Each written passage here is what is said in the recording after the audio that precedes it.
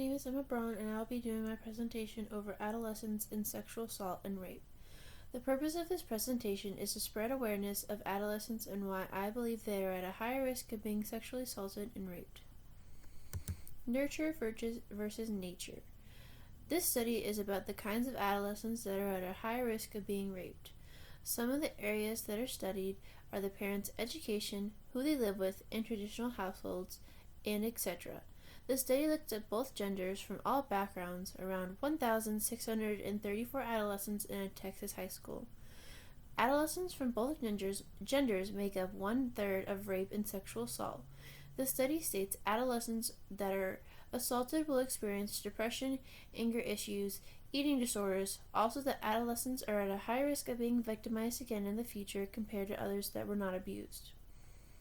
Estimates from the study state that 4% to 10% of adolescents experience forced sex/rape, while 50% experience some form of sexual coercion. Some of the outcomes of being raped and assaulted are poor academic performance, sexual risk-taking behaviors, pregnancy, substance abuse, and interpersonal problems. Students who plan on attending college were significantly less likely to report a history of victimization than their peers who are not planning on attending college. Living arrangement plays a strong role in disclosing reports, with living with parents 5%, one parent 10.1%, grandparents 14%, and other living arrangements 20%. The Internet. In this next study, we will look at the Internet and how being sexually abused can occur. The study is done on 3,429 cases in Turkey and victims that reported to a sexual abuse center. Many victims met their abuser online and were raped or had signs of abuse. In this study, I want to spread awareness and inform people that adolescents can be abused and raped with the use of the Internet. 94.8% of 135 cases that were used in the study were female and around the age of 15 years old. 71.1% of victims were exposed to penetration.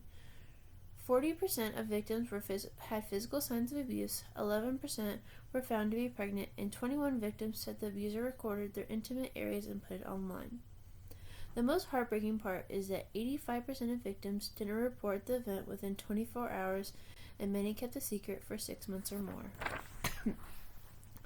All victims in the study said that all of the abusers they met online were all male. In this study about studying stress and psychometers of raped girls of ages 13 through 17 years old, the way they conducted the experiment is by watching stress levels and asking questions. The results were compared to girls that were not raped. The test showed girls that were raped and had more acute stress that they had. From the study predicted that rape of adolescents found a stronger predictor for a second rape or post-traumatic stress disorder, which predicted a risk almost 4 times as high as the risk of being sexually raped again among individuals without PTSD. The clinical group with girls that were raped had significantly more stress than non-clinical girls and that were measured. The results underline that rape is one of the most potential traumatizing events a young person can endure. So what can we do to help? High school administrators, teachers, and counselors need to give attention to students living in non-traditional households, as well as being a resource for the guardians. Also, not to overlook the opportunity for early intervention to help the effects of rape and sexual assault. Teaching adolescents how to use the Internet safely, not to be afraid to come to them if someone is blackmailing them or showing them graphic pictures. Also, for caregivers to have an open conversation about sex and how to have safe sex. It is never too early or too late, allowing them to have open dialogue and a safe place to ask questions. Thank you. Here's my reference. Thank you again.